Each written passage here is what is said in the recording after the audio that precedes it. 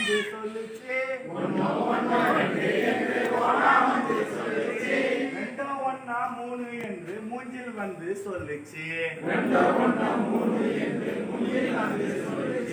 மூணோ ஒன்னோ நாலு என்று நாய் வந்து சொல்லுச்சு.